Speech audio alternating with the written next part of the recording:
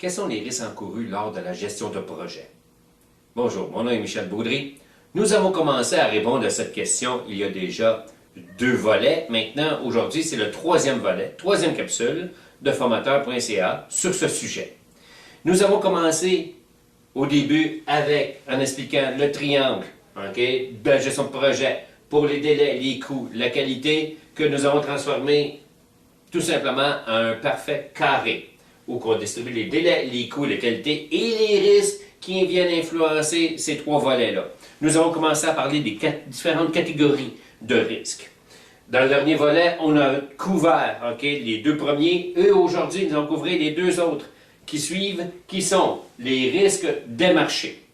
Les marchés en tant que tels, dans lesquels on va faire notre projet, vont toujours être influencés par les taux d'intérêt. On a parlé des financiers, mais on a parlé aussi que sur le côté des taux d'intérêt, il y a des risques en tant que tels. Les intérêts, comme on voit souvent dans le contexte qu'on vit à l'heure actuelle de notre économie, où qu'on vit une crise financière, il est très important de s'assurer que les taux d'intérêt ne viendront pas jouer dans la gestion de projet en tant que tel. Il ne pourra pas non plus venir faire en sorte d'augmenter nos coûts. Donc, il faut évaluer les risques à l'intérieur de ça. Et aussi, évidemment, les taux d'intérêt vont avoir plusieurs influences à travers le prix des marchandises, le prix qu'on va payer par rapport au prix du transport. Souvent dans la gestion de projet, j'ai vu des entreprises faire de la construction, un gros projet de construction. Ils commencent à parler avec des fournisseurs, ils vont commencer aussi à faire des évaluations avec des sous-traitants. Et le problème qu'on voit, c'est que les coûts de transport sont toujours mal évalués. Pourquoi? À cause des changements que nous vivons au sujet du prix du pétrole et ainsi de suite. Donc, les coûts de transport, ils doivent être absolument évalués sur une période de plusieurs mois pour s'assurer que nos prix de transport vont bien être mis à l'intérieur de nos prix de marchandises et qui vont être bien négociés et négociés d'une façon qui va être ferme. Donc, c'est un risque qu'il faut regarder. Dans la prochaine catégorie de risques, on a les risques de réputation.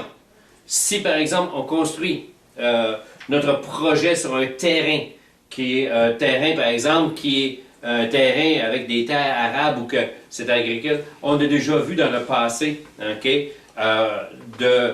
aux nouvelles des entreprises qui voulaient construire leur magasin ou leur entrepôt sur de terre, et ça a apporté une mauvaise publicité à leur entreprise, d'une façon ou d'une autre. C'est venu endommager tout simplement la réputation à cause de la perception que la clientèle a eue d'eux. Et c'est très important de comprendre de très souvent ce qui est véhiculé dans les journaux, ce qui est véhiculé aussi à la télévision.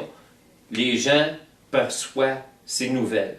Et des fois, malheureusement, la perception est plus importante que la nouvelle par elle-même. Donc, il faut faire attention. Il faut faire attention que notre entreprise, quand on va entreprendre un projet quelconque, soit toujours à l'abri pour que sa réputation reste toujours au maximum, pour qu'elle ait toujours une bonne image en tant que telle. Parce que ça va occasionner des pertes de revenus. Et à ce moment-là, on va arriver au 4e point ici, qui est la qualité. Donc, on ne rencontrera pas tout simplement les notions ou ce que le client désire. Dans le prochain volet, nous allons voir les autres catégories de risques que nous avons dans la gestion de projet. Ici Michel Baudry, à la prochaine.